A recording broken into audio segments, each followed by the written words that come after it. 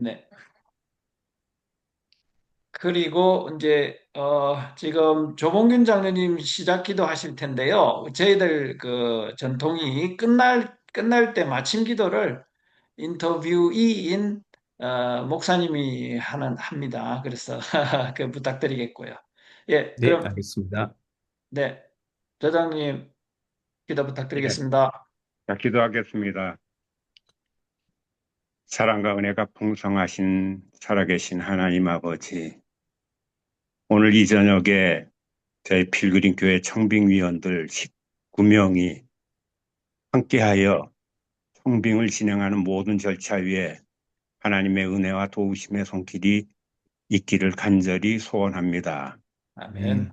오직 우리가 기도로 시작하고 기도로 진행되고 기도로 마무리되는 청빙이 될 수 있게 주여 인도해 주시옵소서. 아멘. 아멘.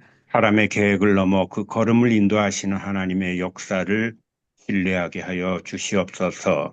아멘. 청빙 절차를 통하여 온 성도들이 마음을 모아 기도하는 시간 되게 하여 주시옵소서.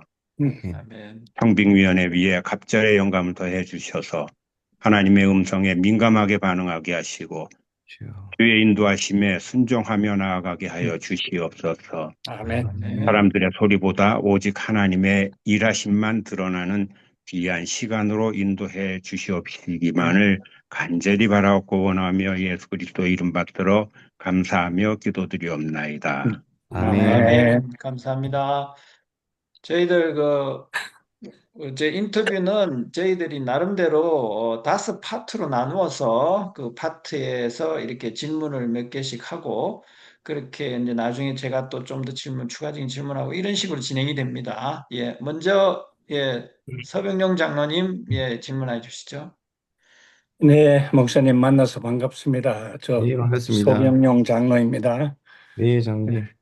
또 저희 교회를 또 지원해 주셔서 고맙고요. 네, 오늘까지 우리 목사님이 있기까지 영적 여정에 개인적인 간증이 있으시면 간단하게 해 주시고요. 또 목회 소명으로는 우리 교회를 지원하셨는데 우리 교회를 이끌기 위한 소명을 어떻게 분별하고 지원하셨는지 이어서 말씀해 주시면 고맙겠습니다. 네, 제 영적 여정은 뭐 제가 지원할 때 많이 밝히긴 했지만 저는 하나님께서 특별히 인도해 주셔서 미국으로 왔다고 분명히 믿습니다. 미국에 하나님의 인도하심으로 오게 되었고요. 그리고 이민교회가 제 삶의 소명이자 또 이민교회가 저에게는 가장 소중한 하나님의 선물이라고도 믿습니다.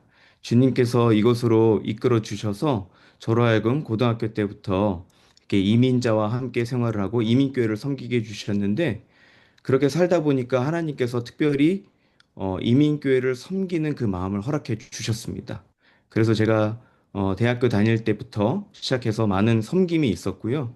또 제가 선교를 가고 또 여러 가지 그 주님께서 이끄심 가운데 순종하며 따라가다 보니까 이 자리에 오게 된 것 같습니다. 그래서 제가 그 청빙 지원했던 서류의 간증을 다시 하는 게 좋은가요? 아니면 음, 어느 정도 그냥 간단하게 말씀드리는 게 좋을까요? 네, 줄여서 좀 하시는 게 좋겠습니다. 네, 알겠습니다. 제가 처음으로 이 하나님께 그 깊은 소명을 알게 된 거는 제가 이제 대학교 때 우리 학생들을 데리고 같이 이제 기도회를 하면서 아무것도 없던 기도가 전혀 없던 그 불모지에 우리 학생 세 명이서 기도하면서 하나님께서 그곳을 불꽃으로 일으켜 주시는 것을 직접 경험을 했습니다. 그 당시에는 영어가 좀 편치 않은 상황이기도 했지만 오히려 언어를 넘어서서 우리가 함께 개척하는 마음으로 기도를 할 때 캠퍼스에서 아무도 없는 곳에서 저희가 기도를 시작하자 저희가 한 조금 시간이 지나고 나서 수십 명이 함께 모여서 그 캠퍼스를 위해서 기도하는 그 영적인 부흥을 제가 경험을 하게 되면서 하나님께서 분명히 저로 하여금 이 목회의 길로 인도하신다는 확신이 있게 해 주셨습니다. 그리고 제가 이 미국에 오는 순간부터 제가 고등학교 때 가장 먼저 여름에 했던 게 단기 선교였습니다. 우리 2세 친구들과 함께 단기 선교를 가서 그곳에서 살아계신 하나님을 선교의 현장에서 만나고 그 살아계신 하나님께서 저에게 나의 삶을 어떻게 주님께 드려야 할지에 대한 질문을 던져주셨고, 그것에 따라서 제가 기도를 하다 보니까 또 이 길까지 오게 된 것 같습니다. 그래서 저는 이렇게 그 목회적인 소명을 주님께서 주셨을 때 사실 두려움이 있었습니다. 이게 과연 맞는 소명인가? 또 아시다시피 이민 와서 경제적으로 또 쉽지도 않은 상황에 또 부모님께서 학비도 대여주는 게 참 쉽지 않지 않습니까? 대학교 학비도 참 쉽지 않은 상황에 목회의 길로 간다는 게 참 많은 고민이 됐었습니다. 그래서 참 기도도 많이 하고 했는데 참 감사한 거는 하나님께서 제 주변에 있는 모든 분들이 제가 목회를 해야 된다고 이렇게 밀어주시더라고요.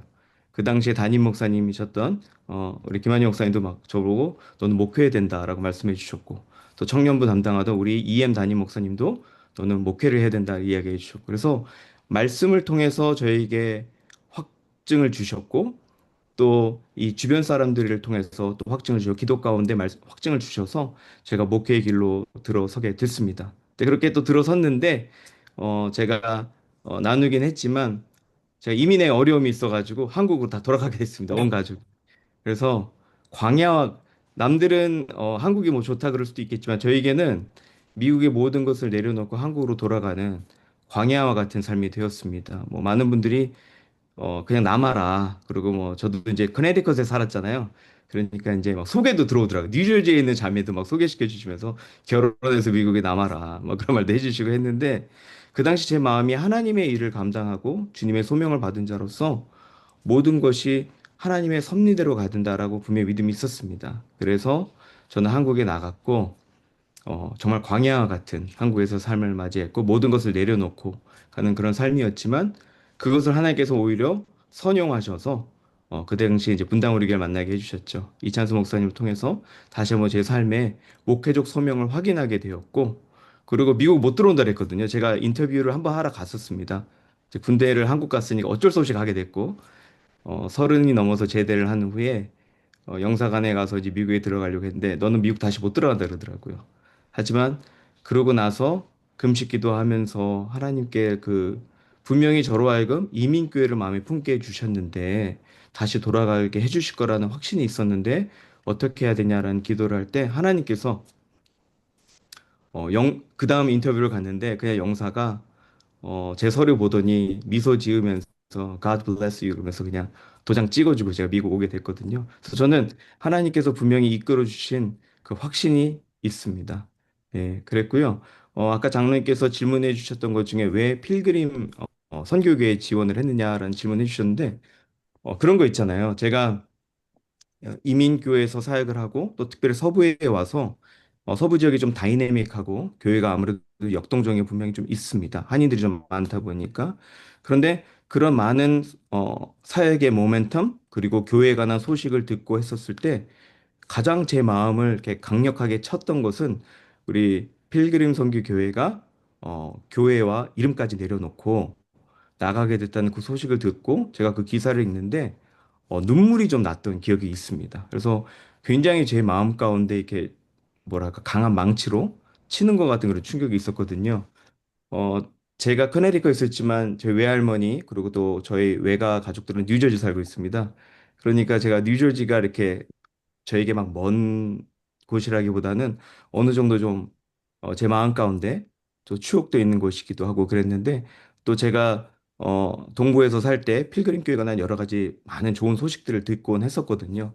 그런 가운데 그 소식을 듣게 되고 제가 굉장히 하나님께서 이렇게까지 행하시는 그리고 이렇게 믿음을 지키는 또 정말 어떻게 보면 출애굽으로 나아가는 하나님의 거룩한 백성들의 모습을 보게 되었던 기억이 있는데 그게 제 마음속에 늘 굉장히 많이 남아 있었고요. 그리고 또 이렇게 필그림 선교교회가 청빙을 한다라는 이야기를 했을 때 사실 제가 시간 날 때 또 이렇게 좀 보기도 했고 또 양충길 목사님 또 우리 목회 쪽에서는 또 번역 정말 성인으로 유명하신 정말 훌륭한 목회자로 유명하신 분이기 때문에 누구나 다 롤모델 삼고 싶은 그런 훌륭한 목사님이시니까 때로 좀 지켜봤었습니다. 근데 그 제가 베델교회 와서 처음 했던 것 중에 사역이 뭐냐면 선교적 교회를 베델교회에 적용하는 거였거든요. 왜 하나님께서 저를 선교를 통해서 목회 현장으로 이끌어 주셨고, 그리고 제가 계속 담당했던 사역이 이게 그냥 단순히 선교의 현장으로 가는 것보다 더 중요한 것이 우리가 살고 있는 그곳에서 나의 가정과 직장과 내가 지금 서 있는 이 땅을 거룩해 하게 하는 선교적인 사명이 중요하다라는 저에게 소명을 주셨기 때문에 베델교회를 와서 했던 것이 선교적 교회. 그래서 그걸 해보려고 하니까 기존 교회이고 또 대형 교회이고 보수적인 교회다 보니까 좀 어려움이 있었습니다. 그래서 비즈니스 에스 미션하고 라이프 에스 미션 미니스트리를 시작을 했었거든요.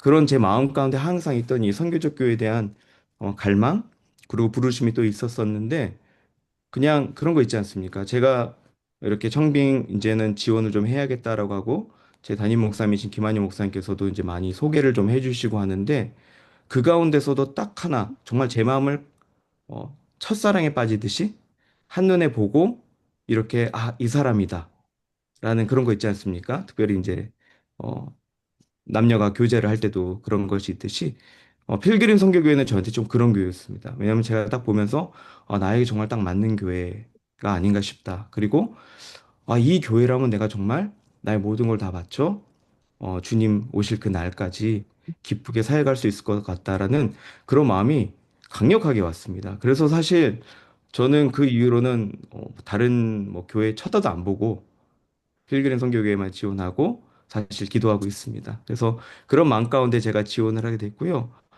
정말 하나님께서 저를 미국으로 불러주시고 미국에서 이끄신 모든 사역의 과정과 그런 걸음 한 걸음 한 걸음이 지금 빌그림 선교교회에서 하고 있는 많은 사역들과 일치하는 것을 보면서 정말 주님께서 정말 행하심이 이러한 것인가라는 또 그런 또 믿음과 확신을 갖게 돼서 제가 지원을 하게 되었습니다.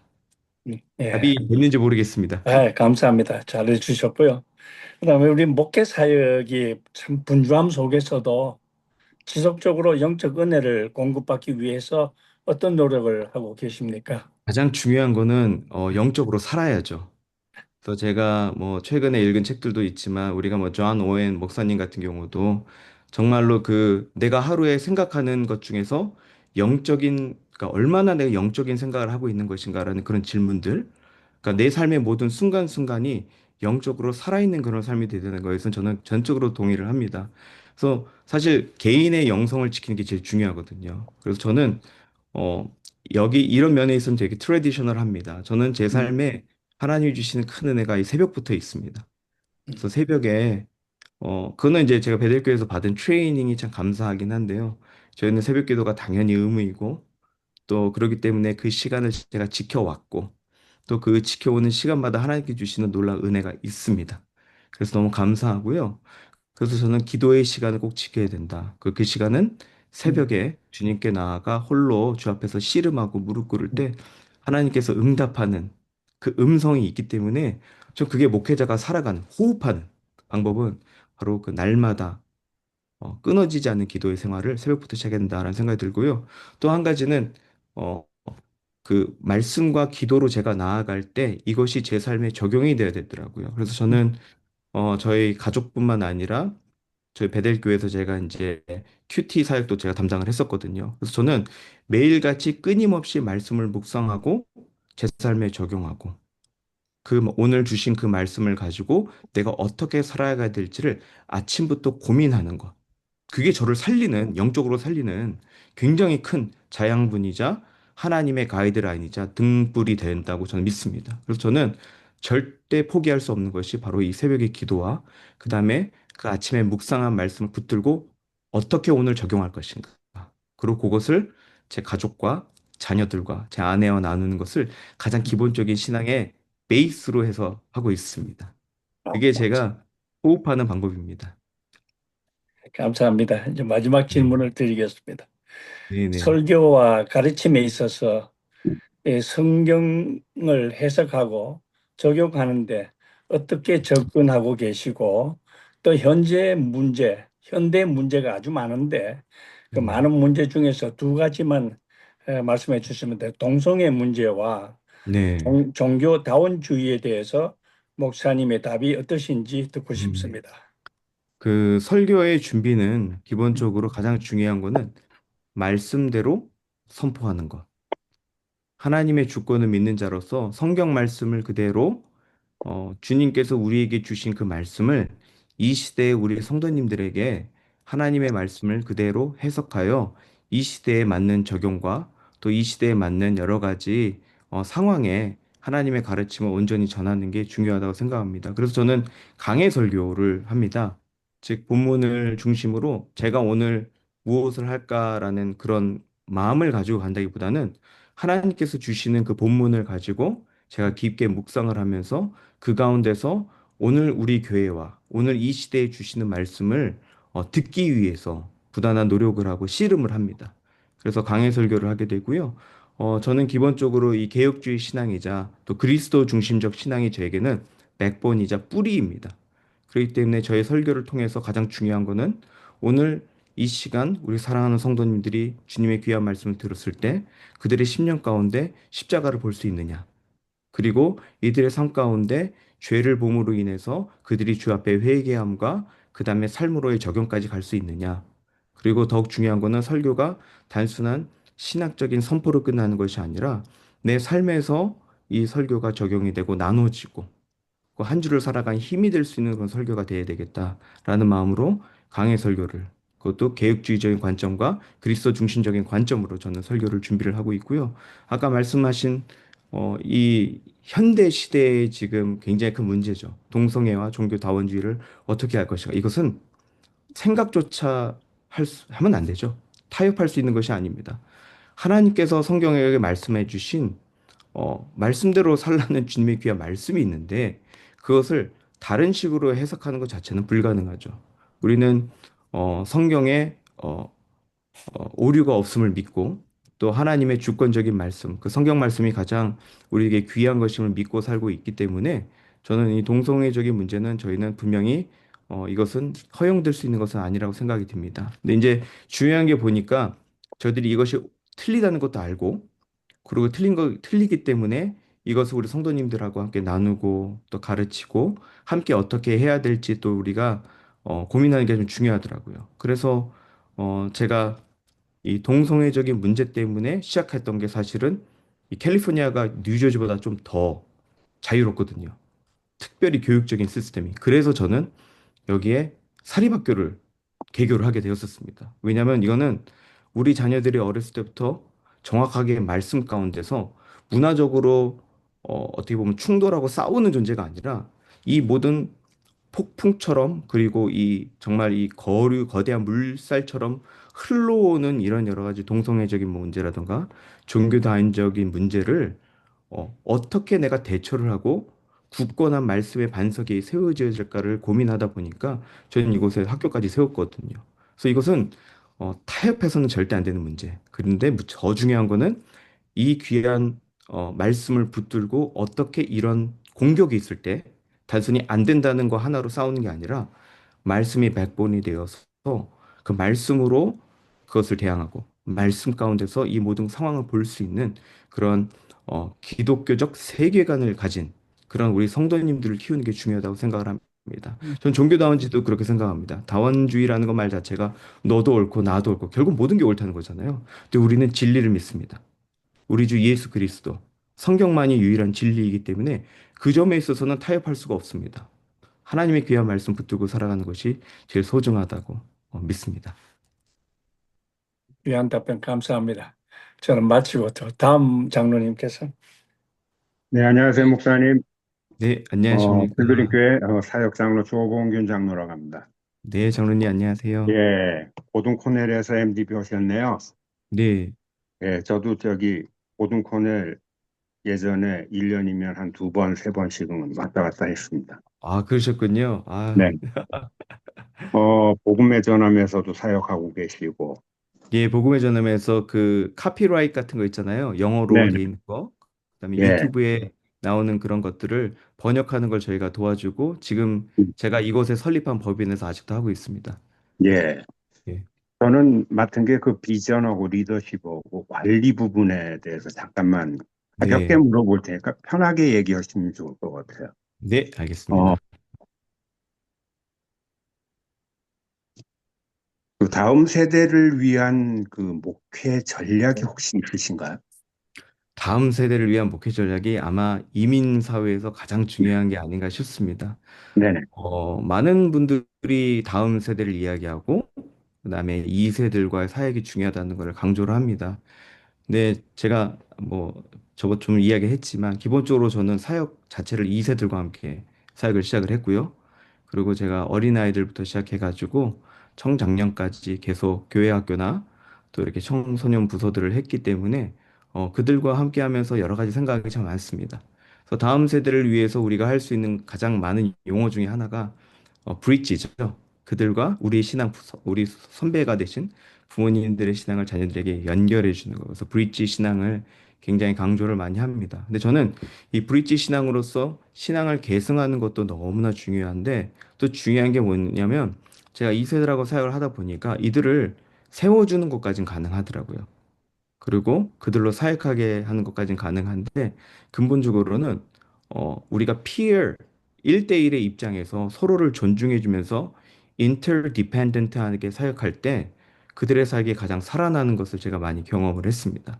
그래서 저는 다음 세대를 위해서 어떠한 전략을 짜느냐라는 질문에 굉장히 중요한 건 뭐냐면요. 그들과 소통하고 브릿지 역할을 하는 것도 중요한데 더 중요한 거는 세워진 사람들과 interdependent. 그 말은 내가 어른이고 너희가 자녀가 아니라 그들의 말에도 저희가 함께 고민해주고, 함께 결정해주고, 또 함께 우리가 여러 가지 사안들 같이 동역하다 보면 주님께서 이끌어 주시는 그런 것들이 있다고 분명히 봅니다. 제 후배들 중에서도 제가 이제 같이 college ministry 하고 또 제가 전도사 시절에 저한테 있던 학생들이 지금은 전도사 되고 목사 돼서 뉴저지에서 담임 목회하고 있는 이세 우리 목회자들도 있습니다. 근데 항상 느꼈던 게 뭐냐면 우리가 동역하고 서로를 협력하며 interdependently 그 다음에 했을 때 하나님께서 정말 부어주신 은혜가 있더라고요.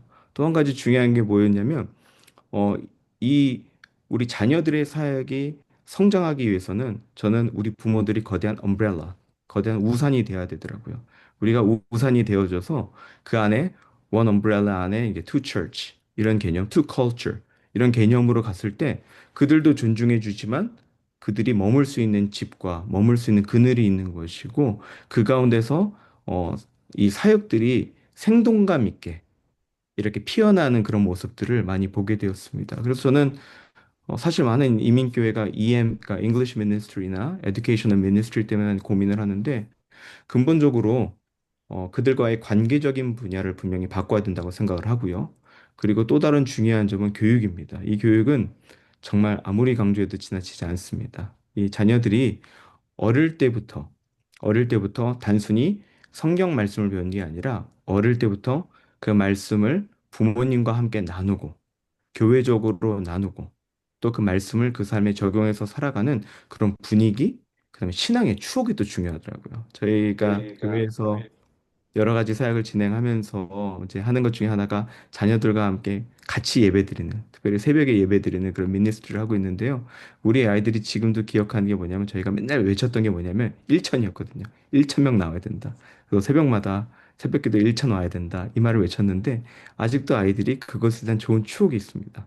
그래서 이 아이들로 하여금 신앙의 좋은 추억과 유산을 경험할 수 있는 기회를 만들어주는 것도 중요하고 더불어서 이 아이들로 하여금 어릴 때부터 교육을 통해서 특별히 이 교육이 가정과 교회를 연결하는 그리고 어 그런 것도 좀 꿈꿉니다. 이 자녀들이 부모님들과 같은 말씀을 나눌 수 있는 그러니까 원 메시지 그런 시스템을 좀 도입을 해서 부모님들이 오늘 뭐 이 말씀을 묵상했다든가 아니 이 주일에 이 말씀을 들었다라고 했을 때 우리 자녀들도 교회 학교에서 비슷한 말씀이나 아니면 at least month, this month나 this 뭐 maybe quarter의 어떤 하나님이 주시는 비전을 함께 공유해서 그렇게 나눌 수 있는 그런 것들이 있으면 참 좋더라고요. 그런 것부터 시작해가지고 또 굳건한 말씀의 반석에 세우는 그런 미니스트리가 병행되다 보면 이 자녀들이 자연스럽게 부모님들과 함께 신앙생활을 하고 우리 자녀들이 마치 고등학교 갔다 대학교 가서 직장 얻어서 독립하지만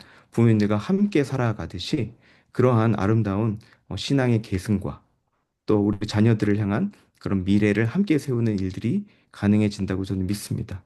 중요한 거는 이들로 네. 하여금 말씀 가운데 세워지는 게 중요한 것 같습니다. 감사합니다.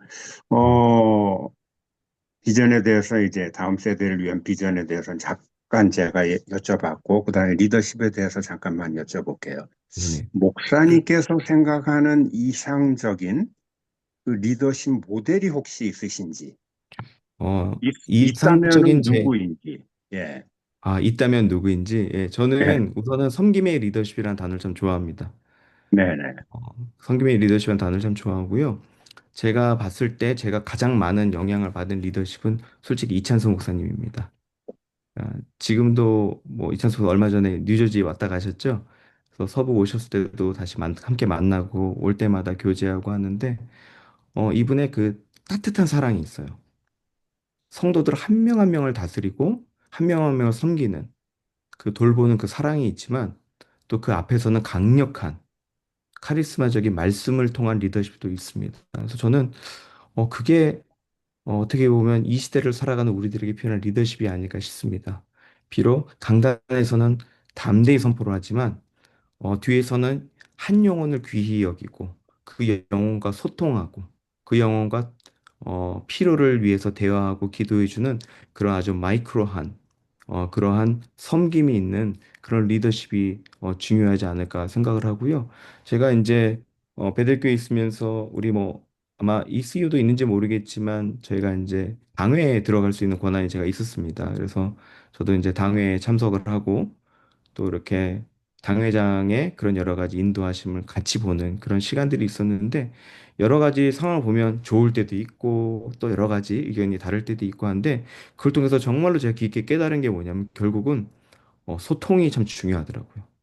그 소통은 한 사람의 의견만 맞는 것도 아니고 이 사람의 의견만 들어듣는 게 아니라 모든 것을 같이 들을 수 있고 또 그것을 다 품을 수 있는 리더십이 필요하구나 라는 걸 참 많이 제가 배웠습니다.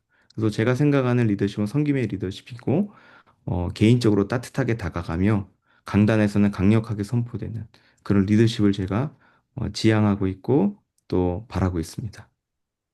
제가 다음 질문을 하려고 그랬더니만 미리 얘기를 해주셨어요. 목사님의 리더십 스타일에 대해서 아, 한마디로 조금 그런가요? 이렇게 네. 해주셨으니까, 예, 네. 감사하고요. 그 네네. 다음에 관리 문제에 대해서 잠깐만 하나만 여쭤볼게요. 네. 그, 두 가지만 질문하겠습니다. 교회 생활을 하시다 보면은 새로운 사역에 대한 도전들이 이제 생기게 되죠. 예, 네. 만약에 그렇게 됐을 때, 새로운 사역을 도입할 때, 그 평가와 실행 절차는 어떤 방법을 쓰시는지. 음. 우선 새로운 사역이 정말 필요한가가 더 중요한 것 같습니다. 이 사역이 시작이 되고 정말 우리 교회에 필요한가? 그리고 이 사역이 다른 교회가 하기 때문에 하는 것인가? 그리고 이 사역이 사람들의 눈에 좋은 사역인가? 하나님이 기뻐하시는 사역인가? 그게 우선은 가장 말씀 가운데 우선 좀 분별이 돼야 된다는 생각이 들고요. 또 그렇게 분별이 되고 나서는 이것을 준비하는데 우리 성도님들이 주 안에서 평안한가? 준비하는데 만약에 막 잡음이 있다던가 누가 상처가 생긴다던가 그러면 우선은 좀 홀드해야 되는 게 분명히 있다고 생각이 듭니다. 그래서 하나님께서 분명히 영적인 생각은 결국은 평안으로 이끈다 그랬잖아요. 그렇다면 물론 다툼과 분쟁이 있을 수 있지만 그 다툼과 분쟁도 결국은 하나님의 평강, 샬롬으로 이끄는 길이 있기 때문에 잠깐 있을 수 있으나 근본적으로는 주님께서 이끌어 주심을 믿고 우리가 그것을 했을 때 성도들이 평안하며 교회가 하나 될 수 있는가? 이제 그런 것을 먼저 살펴보게 될 것 같고요. 그게 이제 분별이 되고 이게 우리 교회에 정말로 필요하다라고 하면 그때부터는 기도할 것 같습니다. 기도를 해야죠. 왜냐하면 내가 하는 게 아니니까 하나님이 하시게 되는 거니까요. 그래서 전뭐 저번 주 양충기 목사님도 이제 그 기도에 관해서 강조하시며 설교하신 것도 좀 듣긴 했는데 결국은 교회가 하나 될까? 특별히 성도가 하나 되어 함께 기도하고 나아갈 때 하나님께서 비전을 부어 주시면 성도님들이 동참하시고 같이 가더라고요. 그래서 제가 그걸 너무나 많이 경험을 했기 때문에 그 제가 베델교회에서 했던 모든 사역들이 사실은 다 새로 하는 사역이었습니다. 없던 사역을 만들었고 남들이 가지 않는 길을 제가 걸었거든요. 그러다 보면 제가 아무리 노력을 해도 안 되더라고요. 하지만 기도하고 주님의 뜻을 분별하고 나아갈 때 하나님께서 사람을 붙여주시고 하나님께서 같이 꿈을 꾸게 해주시고 같이 비전을 주셔서 일이 진행이 됐었습니다. 그래서 기도하며 같이 이제 하나님이 주시는 그런 동기부여 그리고 그런 비전이 있다면 그때부터는 정말 저희가 말씀대로 분별하면서 하나하나 준비해야겠죠. 조직도 우리 구성을 해야 되겠고, 또 그 사역에 중요성에 따른 사역자들도 배치를 해야 되겠고, 또 사실 저는 이제 행정 목사도 꽤 오래 했거든요. 기획행정도 오래 했기 때문에 그것에 따라서 철저하게 하나하나 디테일하게 살펴가면서 목회진들이 근데 이게 중요한 게 이거더라고 보니까 목회자들이 주도가 돼서 가는 거는 좋을 때도 있지만 나쁠 때가 더 많습니다. 그래서 중요한 거는 사역팀과 하나가 돼서 같이 같이 뛰는 거. 저는 그거 굉장히 중요하게 여깁니다. 그래서 모든 사역을 할 때 목회자 주도가 아니라 우리 사역팀과 함께 같이 뛰어서 같이 준비하고 그렇게 나가다 보면 하나님께서 새로운 사역을 이끌어 가심을 경험하게 된 적이 있습니다. 어, 제가 약간 이런 말도 좀 그렇게 제가 지금까지 하나님께서 이렇게 이끌어 주셔서 하신 한 사역 중에 다른 사역이 하나도 없습니다. 그리고 베델교에서 했던 모든 사역마다 하나님께서 열매를 정말 많이 보여주셨어요. 근데 그 열매의 모든 과정은 사실 제가 뭐 20대 전도사 시절, 30대 초반 목사 시절에 그때는 그냥 제 능력과 제 혈기를 믿고 나갔던 그 사역 가운데 분명히 제가 실패한 적이 있었거든요. 그런 그런 것을 경험을 했고 제가 이끌고 제가 나가려다 했다가 안 됐던 걸 보았기 때문에 실패의 현장에서 주님께서 하나님께 의뢰하고 함께 동역하는 그것을 알게 해주셨고 그게 반면교사가 돼서 베델교회 와서는 참 그 하나하나 사역의 과정 가운데 주님께서 주신 은혜가 있었다고 생각이 듭니다. 저는 그렇게 사역을 준비할 것 같습니다. 아, 예, 감사합니다. 저는 가볍게 이렇게 물어보고요. 다음 분으로 넘길게요. 감사합니다, 목사님. 네, 감사합니다, 장님. 지난번과 같이 무장로님.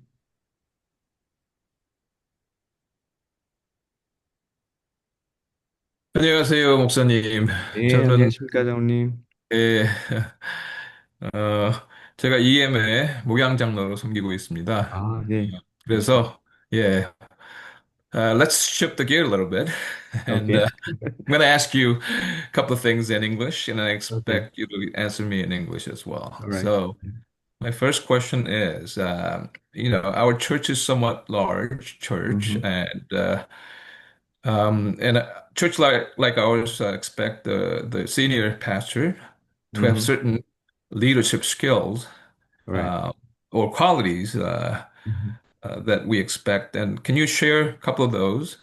And especially because we have about 300 to 400 people who specifically speak English only, basically. Okay. Right. So yeah, so you're talking to, let's say you're talking to them, and Mm-hmm. that's where I think the leadership quality really Okay. stands out. Uh, And also, if you can, a couple of weaknesses as all well. right. Okay, Okay. that's First of all, I think my weakness is I work Mhm. too much. So I know I'm Workaholic. very I'm goal oriented and work oriented too. So I'm trying to Mhm. kind of fix it because to me, I love to work. I Uh, always work. I love church. But spending too much time and too much goal oriented is I don't think God really loves that. So I'm trying to change it. And mm, also through my the ministry in Bethel Church, God has changed me a lot in that way. And also the leadership style, I yeah. think I already mentioned a little bit about that I want to communicate and also Mhm. interdependent. So when I Yeah. did English ministry in Connecticut, and all my friends, and I think the most important thing was share, communicate. Okay. Because in most cases, I was a little bit older than other people, Mhm. but I was young, but not because I'm older, but because spiritually I'm young to them. I think that was more Mhm. important. So um, I need to kind of stand up spiritually Yeah. and also communicate with all my um, maybe I can say like our congregation members and also our pastors Mhm. and also interdependent. So whatever they decide, I need to respect that. Okay. And also, if they just try to do it, maybe they have some problem in the future. Then I think not like 혼내, but more like a communicate and help them. And also, when we make some kind of decision, like let's say, let's have the kind of joint worship together. Mm. sometimes we just delegate to the EM, or sometimes we just do it. Why don't you just come and just join? Right. But I think the better picture is we talk together. Right. Okay. What's the purpose of it? Do we Mm. really need it? Because EM always kind of ask about why do we do that? So Be good.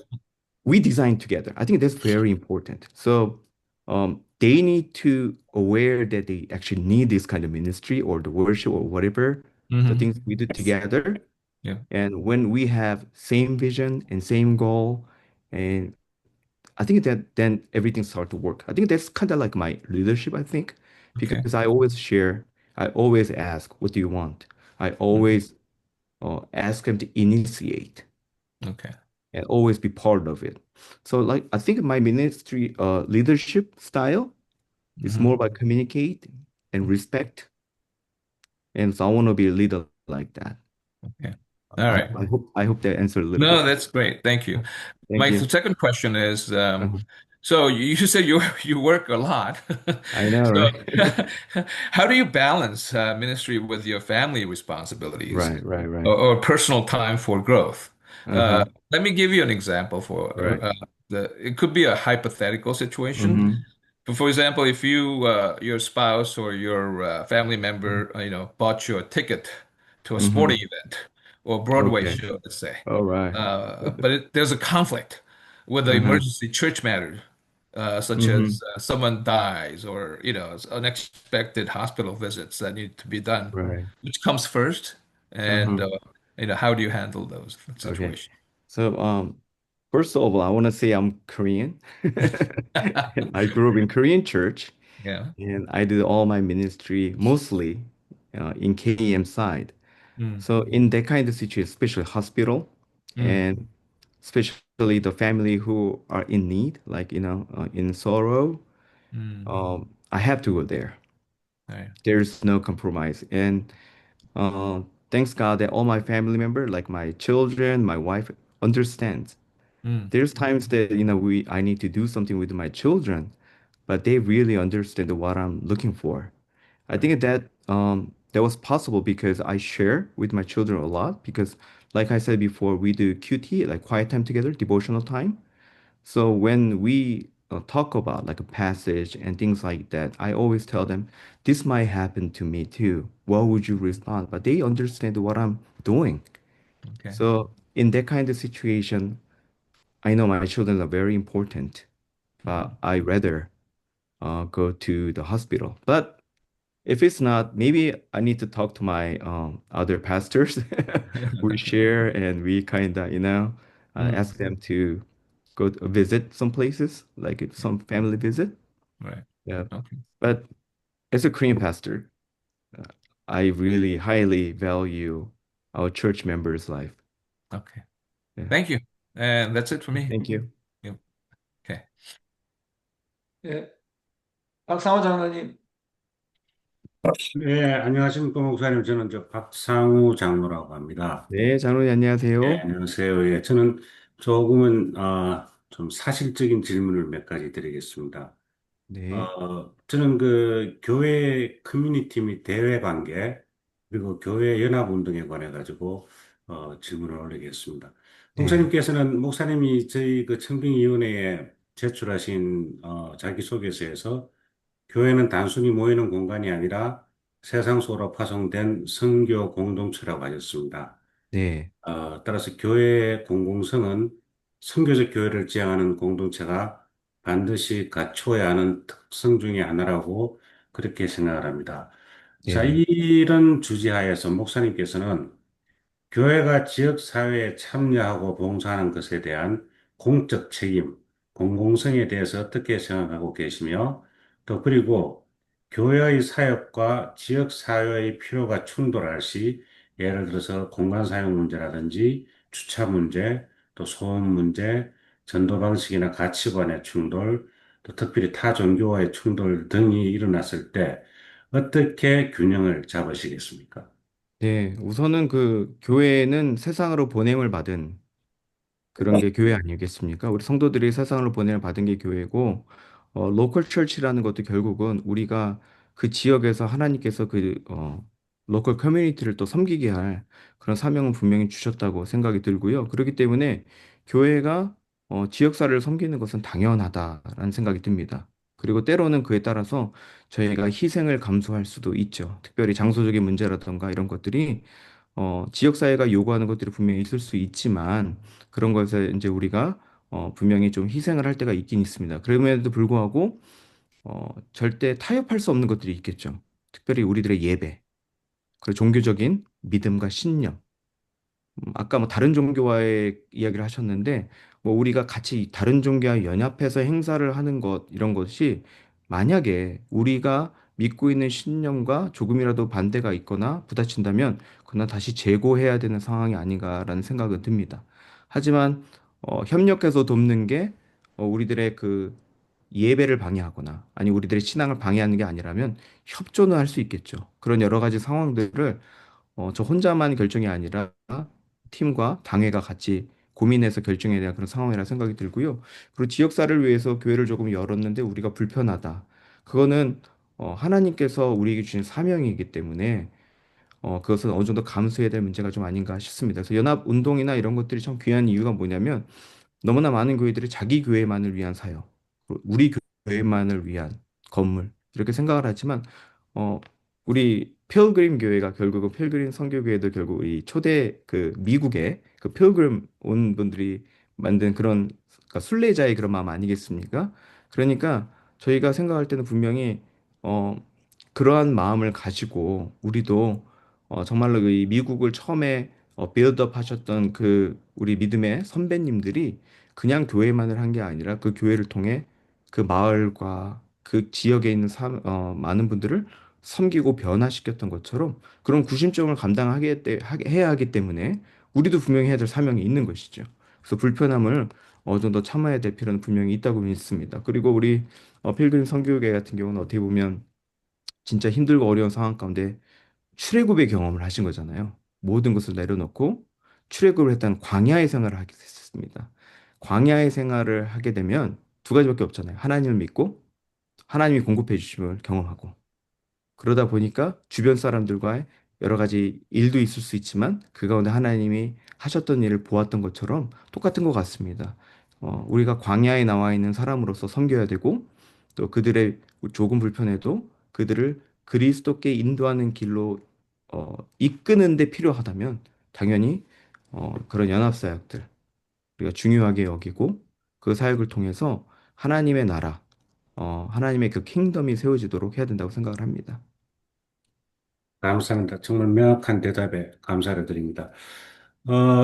이와 아울러서 지금 현대 사회는 많은 어떤 윤리적, 사회적 문제를 가지고 있습니다. 특히 이 트럼프 대통령 정권 하에서는 이민 문제라든지 또 계속적으로 지속되어 있는 인종차별 문제, 또 빈곤 문제, 환경 문제 등 여러 가지 사회적 문제가 있는데 이러한 문제들을 다룰 때 우리 교회는 어떤 입장을 가져야 하며 또 성경적 메시지와 사회적 책임을 어떻게 연결하시겠습니까? 성경적 메시지와 사회적 책임은 분명히 성경에서도 다루고 있는 것이고 분명히 우리의 책임이 있습니다. 그럼에도 불구하고 성경은 또 두 가지를 말하거든요. 어, 그 리더들에게 또 순종하고 복종할 것도 이야기하고 또 공의를 위해서도 살아야 될 것을 이야기를 합니다. 그러니까 성경은 항상 양쪽을 다 이야기를 하고 있습니다. 그렇기 때문에 중요한 거는 그런 여러 가지 사회적인 이슈나 이런 사항들이 있을 때 우리가 이 모든 이슈 가운데 하나님의 진리를 지킬 수 있는 것인가? 그리고 그 진리를 어떻게 지킬 것인가가 제일 우선이 돼야 되는 것 같습니다. 이민 정책이라든가 여러 가지 문제들이 있는데 그런 여러 가지 사항들이 우리 커뮤니티에 직접적으로 영향을 끼치는 게 사실이거든요. 근데 그 영향을 끼치는데 더욱더 중요한 건 뭐냐면 하나님의 진리를 어떻게 세울 것인가. 그것은 바로 예수 그리스도 안에서 이 복음이 어떻게 확장될 것인가가 가장 우선 기본적인 것이고 그 외에 나머지 사안들은 그 가운데서 우리가 이제 해석하기 위해서 노력을 좀 해야 될 것 같습니다. 근데 좀 말을 하기 어려운 이유가 뭐냐면 요즘 정치적인 상황이 너무 혼란스럽기 때문에 우리 성도님들이 마음의 평안이 없게 되더라고요. 무슨 말이냐면 목회자인 제가 어떠한 말을 했을 때 성도님들의 마음에 아멘 하시는 분도 있지만 다르게 반응하는 분도 있거든요. 마찬가지입니다. 우리 교회가 어떤 행동을 했을 때 그것에 따라서 커뮤니티들이 받아들이는 반응이 너무 다르더라고요.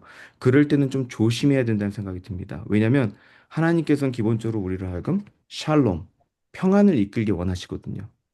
이 인간이 죄로 타락하고 난 이후에 그리스도께서 오신 것도 우리로 하여금 회복되고 평강을 주기 위함인데 우리 안에 분쟁이 있기 위함은 분명히 아니기 때문에 그렇기 때문에 뭐 우리 목회자들이 주의해야 됩니다. 특히 정치적인 문제나 그런 사회적인 문제에 관해서는 조심스럽게 말하는 건 분명히 필요하지만 어,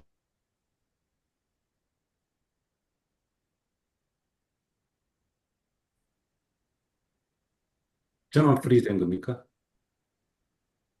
목사님 쪽에 프리즈 된 것 같은데요. 예. 저도 프리즈 됐는데, 안 들려요. 목사님 화면만 지금 프리즈 된 것 같아요. 예, 목사님이 나갔다 달아요. 다시 들어와야 될 것 같은데.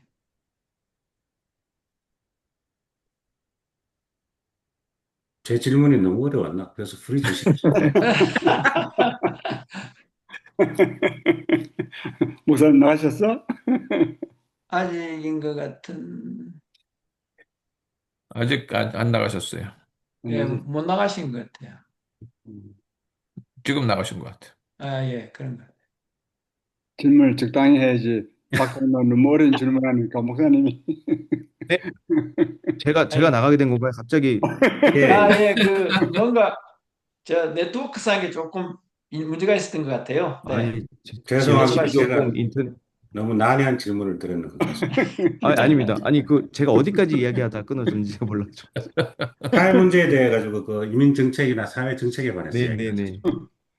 네, 그래서 방금 전에 제가 혹시 그 하나님의 평강과 평화에 대해서 이야기한 걸 예, 지금 예, 들으셨나요? 네. 예, 그래서 맞습니다. 그게 기본적인 원칙이기 때문에 성경의 진리에 관련된 문제는 목숨을 걸고 지켜야 되는 거. 그래서 저희가 그런 이야기 했었습니다. 저희 팬데믹 때도 그렇고 또 우리가 이제 그 동성애 문제 때문에 이야기 나왔을 때 동성애 문제를 반대하고 또 제가 주례하지 않고 감옥 가자. 그게 맞는 거라고 생각이 들고요. 그런데 여러 가지 해석이 나올 수 있는 상황일 경우에는 목회자는 말을 조심해야 된다 생각을 합니다. 왜냐하면 목회자의 말이 어떤 분들에게 상처가 될 수 있기 때문에. 그래서 그런 정치적인 문제를 다룸에 있어서는 목회자들은 최대한 주의해야 된다 생각을 하고요. 제가 어떠한 입장을 특별히 취하는 것보다는 성경 말씀이 무엇을 말하는지에 대해서 그냥 다시 한번 묵상하고 상고하는 게 중요하지 않을까라는 생각이 들고요. 어쨌든 그 모든 상황이 우리 교회에 하나님이 주신 귀한 우리 멤버십들이잖아요. 우리 성도님들의 분쟁과 그들의 아픔을 야기하는 방향으로 가지 않고 평화와 하나 되는. 그래서 기도회가 중요한 거죠. 저는 우리 양 목사님께서 카야 기도회나 여러 가지 기도회 이런 것들을 통해서 이끌어 가시는 그 모든 것이 영적으로 하나 되게 하는 그러한 하나님의 놀라운 경륜이자 방편이 아닌가 싶습니다. 그래서 기도함으로써 하나 되고 기도함으로써 한 목소리를 내는 거. 그 기도하며 한 목소리를 낼 때 하나님의 음성을 듣게 하셔서 그런 여러 가지 어려운 상황들을 대처하게 하시는 게 그게 은혜가 아닐까 싶습니다. 네. 네, 감사합니다. 네. 제가 마지막으로 한 가지만 더 질문을 드리겠습니다. 목사님께서는 WCC와 WCRC에 대해서 잘 알고 계시리라 믿습니다. 이러한 교회 일치 운동과 에큐메니칼 교회 연합 운동에 대해서 어떻게 생각하고 계시며 또 우리 교회가 그리고 목사님의 목회적 관점에서 어느 정도까지 참여해야 한다고 보십니까? 네. 이 방금 질문이 대한민국 교회를 완전히 분리했던 사실 그런 사건이기도 했고요. 사실 지금 와서는 더욱더 문제가 심각해지는 것도 있다고 생각이 듭니다. 가장 큰 문제는 다른 종교와 함께하여 무엇을 같이 간다. 결국은 그 다른 종교와 같은 공통점을 나누다 보면 종교 다윈 다원주의의 길로 가게 너무 쉬운 것 같습니다. 왜냐하면 그들의 종교를 리스펙트 해야 되다 보니까 기도조차도 제대로 못하게 된 경우가 너무 많거든요. 제가 한국에 가서 억지로 군대를 갔는데 미팔군에 있었습니다. 미팔군에 있는데 그래도 미국서도 사역을 했고 하니까 때론 제가 예배도 이렇게 돕고 할 때가 있었는데 기도를 예수 그리스도 이름으로 못하게 하는 경우가 너무나 많았습니다. 근데 그냥 했거든요, 저는. I pray in the name of our Lord Jesus Christ, Amen 했다가 다시는 기도 안 시키더라고요. 그리고 문제가 크게 생겼었는데 그런 상황에는 저는 타협하면 안 되거든요. 그런데 교회 연합 운동이 그런 것들을 그 제가 아까도 잠깐 이야기했지만 예배를 방해하고 진리를 방해하는데 그 연합 운동이 돼야 된다면 저는 그거는 아니라고 생각합니다. 왜냐하면 하나님의 거룩한 말씀은 절대적으로 지켜져야 되고 우리 사랑하는 성도님들을 예배의 공동체를 이끄는 데선 타협될 수 있는 상황은 아니라고 생각을 합니다. 그리고 최근에 벌어지고 있는 그런 종교적인 연합 운동들 여러 가지 그런 기독교적인 그 운동들 보면 너무 그런 식으로 오픈되고 리버럴해지는 경우가 많기 때문에 전 주의를 요한다고 생각이 들고요. 가장 중요한 하나님의 나라의 거룩을 유지하고 하나님의 백성을 이끄는 데 있어서 필요하지 않은 그런 연합이나 모임에 대해서는 저는 솔직히 부정적으로 생각을 합니다. 근데 그거 외에 그 반대가 돼서 거룩하고 주님의 교회들, 그러니까 정말 하나님께서 쓰시고 있는 그런 어, 이 어떻게 보면 살아있는 교회들이죠. 그런 교회들이 연합하여 기도하고 한 뜻으로 섬기고 하는 거는 전 너무 좋다고 생각합니다. 그래서 분별을 잘해야 된다고 생각합니다. 기본적으로. 예, 다소 난해한 질문들이었는데 잘 대답해 주셔서 너무 감사합니다. 저는 네. 여기까지. 네, 안녕하세요. 목사님, 저 이호진 장로라고 합니다. 네, 정말 안녕하세요. 네, 안녕하세요. 그 목사님께서는 커네티컷에도 오랫동안 10년 넘게 사셨고 또 웨스트코스트 그 캘리포니아에서도 오랫동안 사역을 하셨는데요. 동부와 서부의 어떤 그런 교회의 차이점, 예배 차이점, 뭐 그런 것들 뭐가 있을까요? 제가 동부에서 살 때, 이제, 저에게서 서부는 가면 죽는 곳이라는 이야기를 많이 들었습니다. 가면 총 맞고, 위험하고, 그런 너무 안 좋은 소리를 많이 들어서 사실 서부 너무 가기 싫었는데, 또 하나님의 부르심 때문에 서부를 가게 된 것도 있었고, 또 동부는 저에게 영적인 고향이잖아요. 뭐라 그럴까? 홈타운 같은 곳이죠. 지금도 커네티컷 하면 눈물이 나고, 제가 할머니 이제 얼마 전에 저희 외할머니께서 소천하셨는데, 뉴저지에서 이제 테나플라이 사시다가 돌아가셨거든요. 그때 간데, 와, 너무 마음이 아프기도 하지만, 뭐라 그럴까요? 고향 땅에 우리 할머니를 묻고 온 거, 그리고 우리 자녀들이 왔을 때 제가 어릴 때 살던 동네 보여주면서, 눈물을 흘리며 아빠가 여기서 살았고, 아빠가 여기서 이 정말로 정말 타이니한 컨테이너 사이즈 홈에서 살면서 학교 다니 우리 애들 전혀 don't care지만 그런 이야기를 할 때 했는데, 그러니까 저에게는 이게 스피리추얼 어떻게 보면 고향과 같은 곳이거든요. 그렇기 때문에 저에게 그 동부의 목회가 어땠냐라고 하시면 교회들이 작았고 제가 섬겼던 교회들은 커네티컷은 한인이 없었고 보스턴 지역은 또 한인들 교회가 많이 어려웠던 교회이기 때문에 교회는 힘들었습니다. 하지만 그곳이 제가 현재 있는 저로 만들었다고 생각이 듭니다. 또 그 이민자들의 삶 가운데서 하나님이 인도하셨던 그 분명히 있었기 때문에 동부교회는 저는 그런 면에서 참 너무 감사하고요. 제가 볼 때는 동부 지역에서 제가 느꼈던 우리 이민교회는 굉장히 진리를 붙들기 위해 노력하는 분들이 많았다라는 생각이 듭니다. 그래서 여러 가지 신학의 본질적인 거, 원칙적인 거 그런 것에 굉장히 집중을 하셨고 다들 이민의 그 역사가 있잖아요. 내가 오게 된 하나님의 인도하심이 있었기 때문에 이민자의 소명들이 강하셨어요.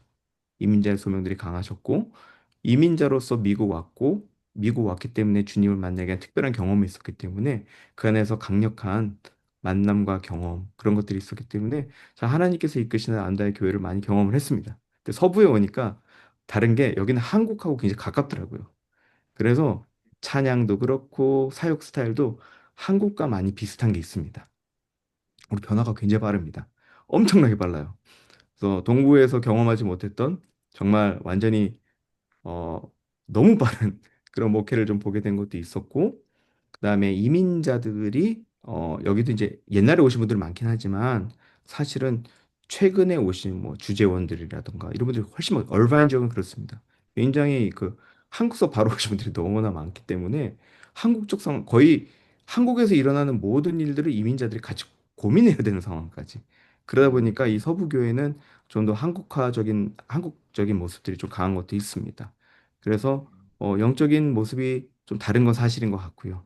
하지만 그 어느 것이 더 좋다, 나쁘다 말하기는 굉장히 어려운 이유가 하나님께서 동부는 동부 나름대로 그 가운데 깊은 진리를 향한 어떻게 보면 하나님의 그 갈망, 하나님을 갈망하는 그리고 예배도 그 예배도 정말 에센스를 사모하는 그런 모습들이 항상 강했다고 느껴지고요. 서부는 정말 이 변화돼가는 이 수도 없이 오늘 내일 어떻게 변할지 모르는 이 모든 시대적 상황 가운데 문화적인 변화 가운데 교회가 어떻게 예배를 붙들고 사역이 어떻게 본질과 정도를 벗어나지 않고 이들을 품을 수 있을까를 좀 많이 고민하는 그런 사역이었다고 생각이 듭니다. 베델교회 5천여 명의 성도들 예배 매주 모이지만 이들을 모일 때마다 정말 느끼는 게 야, 여기 정말 너무 독특하다. 그걸 너무나 많이 느끼거든요. 그래서 서부와 동부가 분명히 차이는 있지만 그 나름대로 하나님께서 그 지역 사회를 위한 방법대로 하나님이 귀하게 쓰시는 것을 많이 경험을 합니다. 예, 감사합니다. 네. 목사님께서 이렇게 저희 인터뷰하는 가운데서 뭐 잠깐씩 그 예배에 관한 그런 철학들을 좀 얘기해 주시긴 하셨는데요. 좀 목사님께서 가장 중요하다고 생각하시는 예배의 철학? 그게 뭐가 있을까요? 예배의 철학이라고 하면 예배는 결국 이제 하나님께 올려드리는 것, 절대 타협할 수 없는 것. 그리고 예배에 한 번 오면 내 인생이 뒤집어져야 되거든요. 그게 기본입니다. 왜냐하면 살아계신 하나님을 만났는데 살아계신 주님, 거룩하신 주님을 만났는데 내 삶이 변하지 않았다. 이건 분명히 문제가 있지 않습니까? 그래서 예배는 목숨 걸어야 되는 거라 생각합니다. 그래서 그 예배에 목숨을 걸어야 되는 거는 목사가 목숨을 걸어야 되고, 그래서 제가 이거는 이제 김한희 목사님께 항상 배운 건데 강단서 죽어라. 피토하고 죽어라. 하도 그 말을 좀 많이 들어서 저는 진짜 강단 올라갈 때는 좀 발발발 떨면서 올라가거든요. 목사는 죽을 각오로 올라가야 되고 성도님들도 죽을 각오로 예배 임해야 된다는 것이죠. 그래서 오늘 이 예배에 오늘 주님을 만나고 우리 주 예수 그리스도를 온전히 만남으로 내 삶의 터닝 포인트와 터치가 있는 그런 예배가 되어야 되는 게 기본인 것 같습니다. 그거를 아멘. 바탕으로 살아계신 하나님은 어떻게 예배드릴까를 바탕으로 예배가 디자인돼야 되는데요. 이 디자인이라는 측면은 또 조금 다른 문제 같아요. 그 디자인은 성도님들의 분위기와 지역사회의 분위기, 또 여러 가지 미국과 한국의 여러 가지들을 종합을 해서, 어, 우리 성도님들이 하나님만 바라볼 수 있는 그런 디자인으로 가는 것도 조금 다른 문제라고 생각이 듭니다. 하지만 예배의 본질, 정말로 그리스도만 바라보며 정말 목숨 거는 예배, 저는 그게 예배의 본질이라고 생각하고, 저는 그런 예배를 하고 싶고, 그런 설교자가 되고 싶습니다. 그래서 저는 지금도 꿈이 강단서 죽는 겁니다. 그러고 싶습니다. 예, 감사합니다.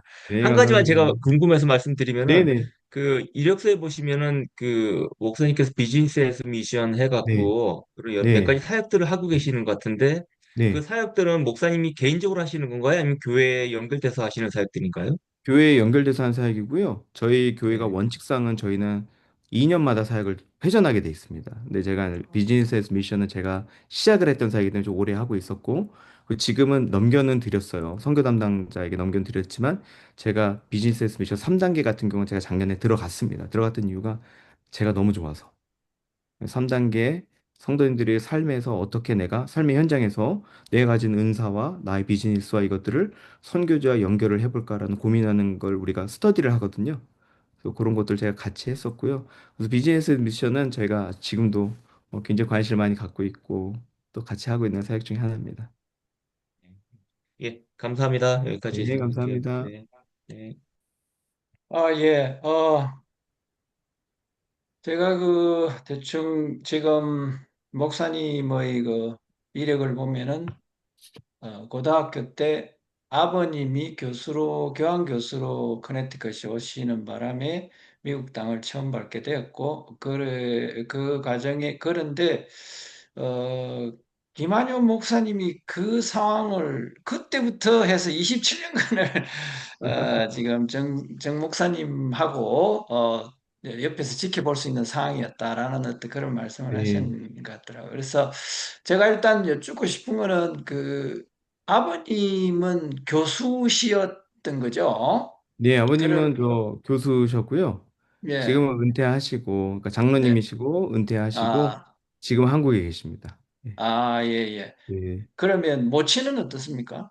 저희 어머니도 이제 그 힘든 이민 생활 같이 했죠. 저희 아버님 같은 경우는 이제 1년에 거의 반은 미국에 오시고 이제 아, 한국에는 그런 삶을 하시고 저희는 이제 그러면서 이민을 이제 했죠. 이민 저 뭐죠? 그 가족 이민을 이제 신청을 해가지고 하는데 거기에 이제 조금 문제가 생겨가지고 저희 가족 과 저가 이제 다 한국에 들어가는 계기가 됐고요. 저희 어머니는 지금 이제 뭐 한국 계십니다. 네, 저희 어머니 음. 근데 그때 그 사건들로 인해서 미국에 못 들어오세요.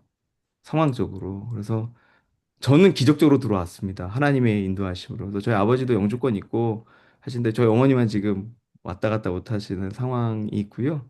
그래서 좀 슬픔이 있지만 저희 그것도 하나님의 뜻인 것 같아요. 저희 어머니가 미국서 그 오랫동안 뭐 가게도 하시고 또 이렇게 어렵게 또 아이들 또 서포트 저랑 제 동생 서포트하면서 계시다가 한국 결국 들어갈 수밖에 없어 들어 딱 가셨는데 이렇게 몸 안에 자라고 있는 그런 종양 같은 걸 발견을 한 거예요. 그래서 기적적으로 수술하고 건강해지시는 그런 상황도 있었는데, 그래서 지금은 저희 어머니 아버지는 항상 저를 위해서 기도하시는 또 음. 정말 믿음의 동역자이자 또 저를 위해서 정말로 늘 무릎을 꿇어주시는 그런 귀한 믿음의 선배님이십니다.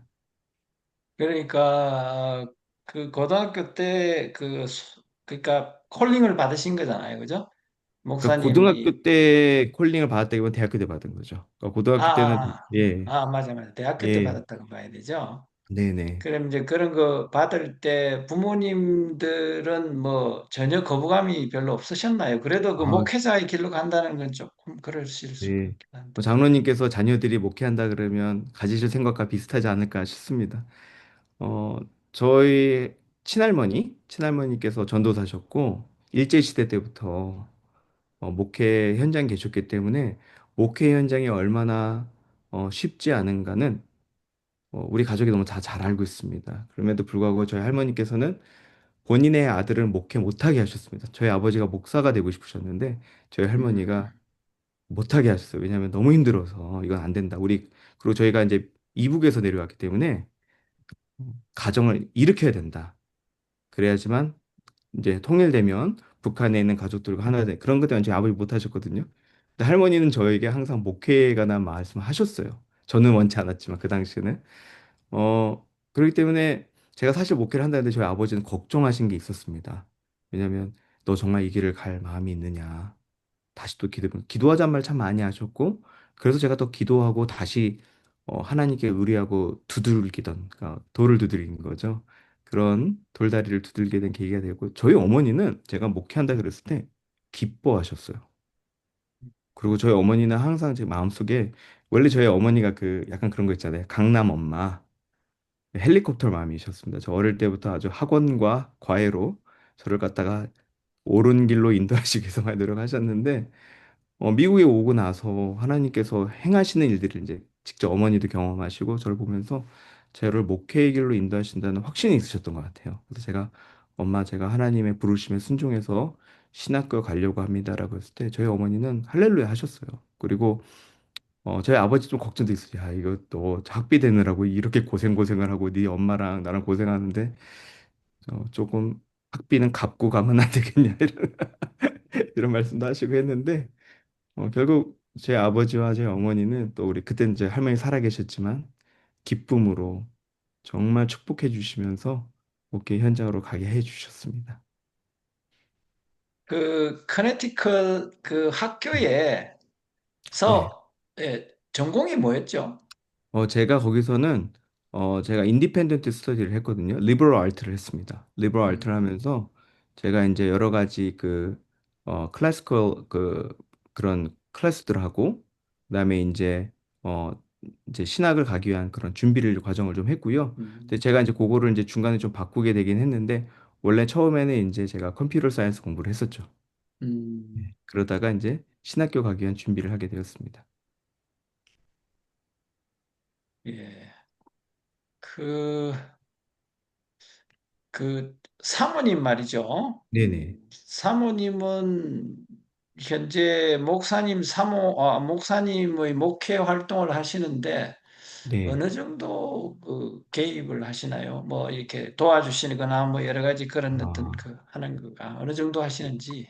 그게 아마 뭐 제가 분당 우리 교회에 있을 때도 그랬고 김한희 목사님 사역도 마찬가지인데 사모님들이 이렇게 막 적극적인 개입을 해서 뭔가 이렇게 주도하는 그런 사역은 하지 않고 있고요. 그리고 저도 그렇게는 하고 있지 않습니다. 다만 이제 신방 갈 때 이제 뭐 저희가 함께 할 수 있죠. 하지만 뭐 신방을 간다 해서 그 주도적인 것이나 이런 건 제가 분명히 하게 되고요. 그런 서포팅 롤, 그다음에 이제 뭐 교회 여러 가지 행사나 그런 사역에 적극적으로 참여해주는 또 그런 역할. 뭐 제일 중요한 게 저를 인커리지 해준 것뿐만 아니라 제가 잘못된 생각을 하지 않도록 분별하도록 기도해주고 그런 섬기는 그런 사역을 주로 하고 있습니다.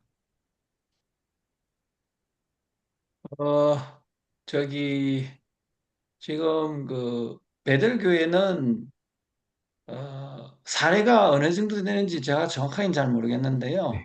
예, 예.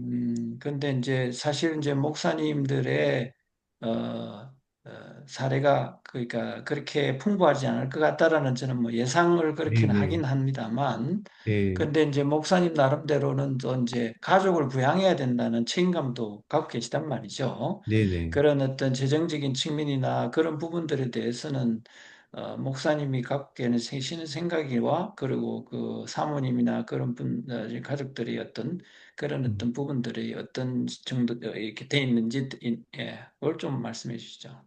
뭐 제가 목회를 처음 시작할 때부터 사례는 이게 스타이픈이잖아요.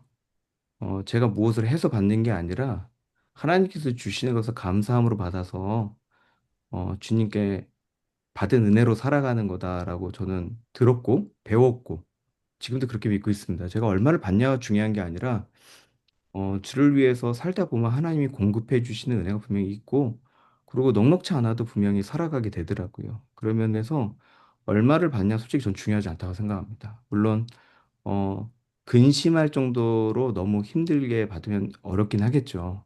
하지만 제가 아는 그 어떤 교회도 그렇게는 안 하시더라고요. 최소한 성도님들과 비슷한, 그러니까 최소한 그 살아남을 수 있는 그런 것들을 공급해 주신다면 그거는 이제 주님께서 주시는 걸로 믿고 감사해 나아가는 것 같고요. 물론 베델교회에서 제 아내는 이제 직장 생활을 하고 있지 않지만 또 어떤 교회들은 때로는 직장 생활을 사모님들이 하길 원하신 데도 있더라고요. 팔타임으로. 또 그거는 또 그 지역 사회에 또 맞춰가야 되는 거니까 또 그 교회적인 또 분위기에 따라서 그것도 가능한 것일 수도 있겠다라는 생각이 들고요. 저는 뭐 제가 어떠한 것이 필요하다라는 그런 생각은 해본 적도 없고 지금도 그렇게 생각하고 있지 않습니다. 그리고 저기 지금 그 옛날에 지금은 바쁘셔서 가기가 힘들지 모르겠지만 선교 여행을 다녀오실 때요. 이제 네네. 인도자로도 가시고 그렇게 하셨을 것 같은데요. 그럴 때 조금 인상 깊었던 그런 어떤 음, 어, 그런 선교 여행이 있다면 좀 쉐어링을 하셨으면 좋겠습니다. 선교지는 정말 어느 곳이든지 다 하나님의 역사하심이 다양하게 역사하시거든요. 그러다 보니까 어디가 스탠드아웃 했다라고 말하기가 좀 어려움이 솔직히 있습니다. 그러니까 예를 들어 아프리카 지역 갔다 오면 그 즉시로 그냥 눈물바다고 또 정말로 거기서 얻는 임팩트가 굉장히 크거든요. 제가 어, 아프리카 참 많이 다녀왔습니다. 대학교 때부터 많이 다녔는데 에리트리아 같은 나라 지금도 제 마음 가운데 한 곳에 항상 있거든요. 그 민족들과 그분들. 근데 그분들이 정말로 그 어려운 환경 가운데 어, 복음을 듣기 위해 찾아오신 분들이나 또 그것을 통해서 변화받으셨던 그런 분들에 대한 추억이 정말로 큰 것 같아요. 그런 면에서 저는 그 에리트리아의 그런 것들을 잊을 수가 없고 또 동일하게 제가 그 튀니지아나 또 터키를 갔을 때 경험했던 그 하나님의 역사심도 잊을 수가 없거든요. 거기는 복음을 전할 수가 없는데 그곳에 만났던 난민들과 그곳에 만난 현지인들은 제 꿈속에서 예수님 보고 전 그런 거 믿질 않았거든요. 그런 분들이 오는 거 보면서 하나님의 역사심이 다른데 문제는 우리가 할 수 있는 게 없어요. 할 수 있는 게 없더라고요. 붙들고 기도밖에 안 했던 그 현장이 정말 마음에 기억에 남고요. 제가 이제 뭐 캄보디아나 태국 같은 데 갔을 때는 그 지역에서 그 고아원 아이들을 섬기고 할 때 거기는 또 복음을 전할 수 있는 곳이긴 하니까 거기서 저 English 뭐 서머 캠프 이런 거 하면서 아이들에게 영어를 가르쳐 주면서 근데 그 영어가 복음을 가르치는 거죠.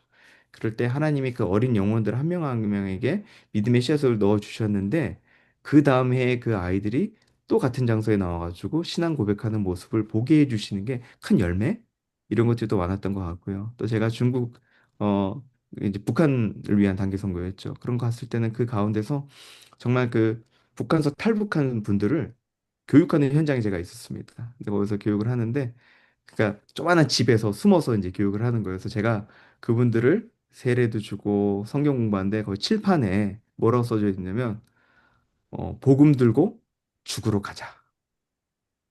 복음 근데 저는 칠판에 강의하면서 어, 펑펑 울었습니다. 왜냐면 그 복음 들고 죽으러 가자는 그 말이 저에게 진짜 큰 감명으로 다가왔기 때문인데요. 그러니까 근데 그 현장이 또 다르잖아요. 섬길 수도 없고 뭐 우리가 뭐 대놓고 미니스트리 할 수 없는 그런 상황이니까 저는 선교지는 각 선교지마다 하나님 주시는 특별한 은혜가 있고 그 은혜가 다 다르다고 생각이 듭니다. 근데 그 모든 현장마다 하나님이 하시는 일에 포커스하면 은혜가 크더라고요. 근데 내가 무엇을 하고 내가 어떻게 섬길까에 포커스하면 선교가 상당히 어려울 때가 많았던 걸 기억을 합니다. 제가 수십 군데의 선교지를 다니면서 각 지역마다 살아계신 하나님이 너무나 다르게 사역하는 것을 보고 또 그것을 우리가 하나님께 집중할 때 주셨던 은혜들이 그렇게 기억에 남습니다. 이찬수 네. 목사님이 이 어떤 레퍼런스를 통해서 알게 되셨나요? 아니면 그 교회에 섬기게 된 것은 어떤 계기로? 이찬수 목사님은 네, 제가 이제 한국에 이제 정말 나갈 수밖에 없던 상황에 나갔을 때 네, 네. 그때 이제 개척교회 몇 년 차, 한 3년 차인가 됐을 거예요. 근데 음, 저희 가족들이 다 분당우리 교회, 그 고모네 가족들이 개척 멤버였습니다. 개척 네. 멤버여서 그 당시에는 알려지지 않았던 분당우리 교회 제가 가게 된 거예요. 가게 음, 됐고 제가 이제 주말마다 또 군대에서 나올 수 있는 상황이 됐기 때문에 또 거기서 예배를 드리게 됐고 그래서 거기서 미국서 돌아온 어떻게 보면 근데 물론 미국 사역을 했었지만 청년이었잖아요. 근데 그 저를 보고 이차수 목사님이 긍휼히 여겨주셨어요. 왜냐하면 본인이 이민 생활을 하셨고 또 미국에서 쉽지 않은 생활을 하다가 한국 나온 걸 보고 너무 안타까워하셔가지고 어, 저에게 참 많은 은혜를 주셨어요. 왜냐하면 제가 거기 있을 때 사실은 제가 한국 총신 신학대학원을 이제 입학 이제 하게 됐던 이유도 사실 이찬성 목사 밑에서 계속 사역을 하고 싶었던 마음이었거든요. 근데 미국에 대한 강력한 하나님 부르심이 때문에 제가 이제 이찬성 목사님 만나서 그러니까 왜냐면 한국은 담임 목사님의 허락이 있어야 전도사가 되거든요. 노예를 들어가서 전도사 생활을 해야 되기 때문에 신학교 입학도. 그래서 이찬성 목사님하고 면담하고 대화하고 이뻐해 주셨어요. 그리고 이제 사역해라 이래가지고 남게 됐는데 하나님의 부르심 때문에 제가 미국 가겠습니다 했더니 놀라시더라고요. 거길 왜 가려고 그래? 그 어려운 데를 그래서 저는 하나님의 부르심 때문에 도저히 안 갈 수가 없다. 그리고 그러니까 분당 우리 교회라는 거기 1년에 두 배씩 성장했거든요. 제가 갔을 때 100단위였는데 1년 사이에 1000단위 되더니 2000 막 4000 이렇게 되는 거예요. 정말 8000 막 이런 식으로 말도 안 되게 성장을 하는데 그 교회를 놔두고 가는 거는 누가 보더라도 말도 안 되는 거였어요. 다들 사람들이 저한테 총신 졸업하고 미국 가라고. 근데 저는 아니 지금 내 커네리컷에 있던 내 동생 때문에 내가 가야 된다. 우리 저 후배들이 지금 다 지금 기도하는데 힘들어 죽는다. 그래서 이제 이찬성을 알게 됐고 이찬성 목사님이 저 미국 이제 골든 카널에 돌아오고 나서 이제 연락 주시면서 마음대로 해라. 뭐 미국에 있든지 끝나고 한국에 와도 된다라고 하는데 그때 이제 그 서프라임 터졌을 때였거든요. 그래서 이제 좀 경제적으로 쉽지 않을 텐데 그때 이제 분당을 위해서 장학금을 주셨어요. 그래서 제가 골든 카넬을 졸업하게 된 게 이제 그 계기로 졸업을 하게 됐고 지금도 뭐 이산수 목사님 항상 제가 어떻게 보면 사역자로서 이렇게 섬겼다기보다는 멘토로서 지금도 뭐 미국 오실 때마다 올해도 벌써 2번 뵀죠. 계속 뵙고 한국 갈 때마다 인사드리고 그리고 저하고 제 아내도 이제 분당우리 출신이거든요. 분당우리 청년부였거든요. 그러니까 우리 교회 청년들 결혼해서 이렇게 사는 그러니까 약간 애 같으시죠. 우리 청년들 결혼해서 이렇게 이쁘게 산다라고 하시면서 오시면서 그러니까 되게 따뜻하세요. 엄청 큰 교회 목사님이시고 직접적인 사역자들도 엄청 많고 목사님께 연락하는 분들도 많을 텐데 항상 저 이렇게 연락 주시고 만나 주시고 고민 들어 주시고 또 제가 청빙 지원하려고 하는데 어떻게 생각하세요? 그러니까 이제 필그림 교회 선교교회 이야기 하니까 기도해 주시고 그리고 원래는 저 추천서를 안 써주세요. 자기 현재 있는 풀타임 목사 외에는 안 써준 게 룰이에요. 거기는 교회가. 근데 목사님이 이제 그것을 어기고 이제 써주신 거죠. 원래는 안 써줘야 되는데 내가 써줄게라고 하시면서 해주셔서 그렇게 알게 됐고요. 저에게는 되게 너무 감사하고 고마운 분입니다. 네, 제가 라프리 들어보니까 인복이 있으시네요. 뭐 어찌됐든 뭐 그 네, 맞습니다. 타이밍상 그런 네, 사실은 그 엄청나게 큰 교회의 목사님이신데 그 상황에서 만나게끔 해주시는 건 하나님의 역사가 있었지 않았나라는 생각은 들고요. 네, 여하튼 맞습니다. 뭐 예, 제가 할 질문은 여기까지인데 혹시 다른 분 더 추가적으로 하실 분이 있으시면 하시죠.